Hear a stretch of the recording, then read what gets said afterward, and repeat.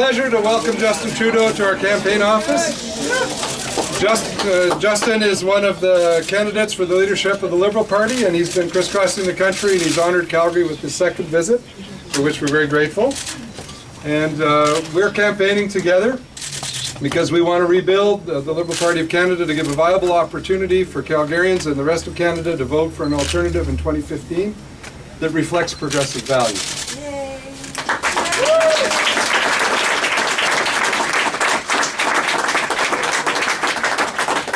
One of the great things about the city of Calgary is that it's full of entrepreneurial, progressive people.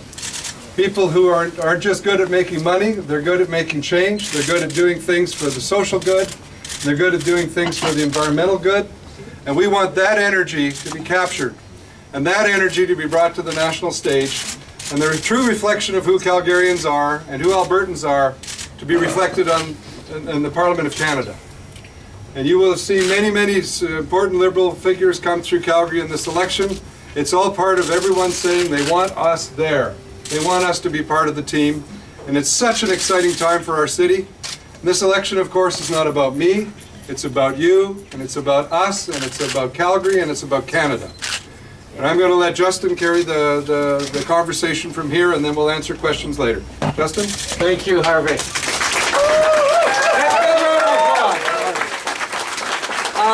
It's an incredible pleasure for me to be here today because this is a really important and exciting by-election.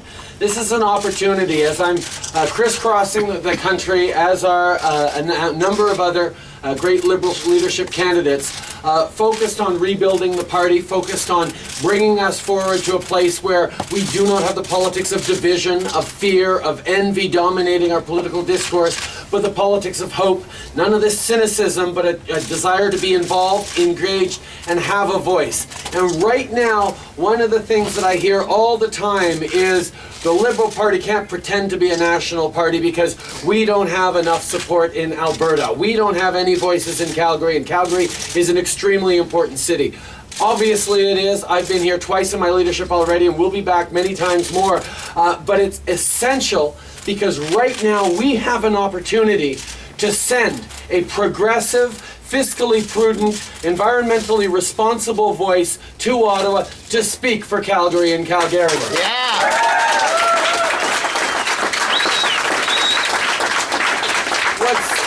What's really great is right now we also have someone who's going to speak for Calgarians, but he's also going to speak with Calgarians. He's going to listen to Calgarians. He's going to understand that his job, unlike his opponent, is not to be the voice for the leader of their party. His job is to be the voice for Calgary Centre. His job is to make sure that in Ottawa, your voices are heard loud and clear. In the challenges coming up, in the opportunities we have as a country, we need to make sure that this country understands how important Calgary and all of Alberta is, but also understands how much Calgary has to say that involves the rest of the country. And Harvey Locke is the man for that. Yeah!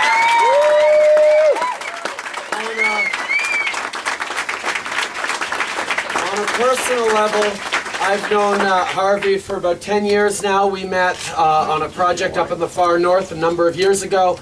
And my discovery of him was as a man who is committed to his country, but a very proud young man who grew up in Calgary, who is willing to fight and continue to fight for the best country on the planet and make sure that his voice is the one that speaks for the people who need to be heard. Yeah. That is what the Liberal Party is offering right across the country, but that especially is what we're offering right here. So come Monday, you make sure everyone gets out and votes for the only voice that can replace Stephen Harper's proxies in the House of Commons. That is Harvey Locke from the Liberal. My position on NEX and CNOC is actually that the federal government has completely failed in making the case for foreign investment.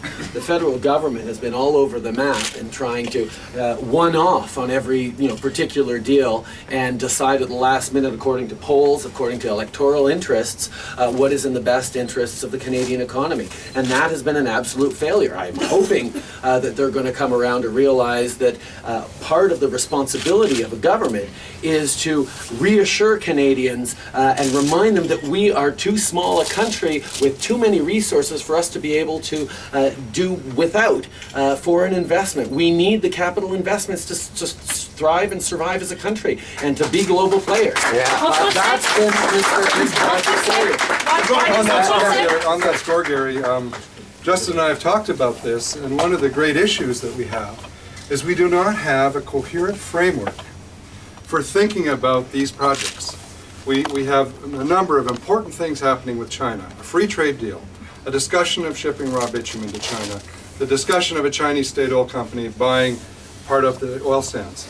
And our problem is that we need to... leases. Well, yes, but leases are a form of ownership, and we need to be very clear that we need foreign investment in our country, but we also need a coherent framework when a foreign government is the form of foreign investment. Every Albertan, every Canadian should be entitled to know how much of that we want, what the goals are and the objectives, and then we should be doing this together. As Justin said, we're not a country that can tell people what to do. We are a country that can work with other people. We need to work with our neighbors, the new emerging superpower that is China, but we need to work with it in an open and consultative framework. We had a free trade election over the United States free trade deal. With the Harper government, we're going to get told what's going to happen on free trade. We're going to get told what's going to happen on next end. We're going to get told all the time. What we need to do is open it up, loosen it up, trust Canadians to participate in the identification of our relationship with China, and not be asked to say, with no information at all, and there's nobody in this packed room who could tell you what that decision is going to be based on. Nobody could tell you what the criteria are. And that's a failure of public policy, and that's what Justin's talking about.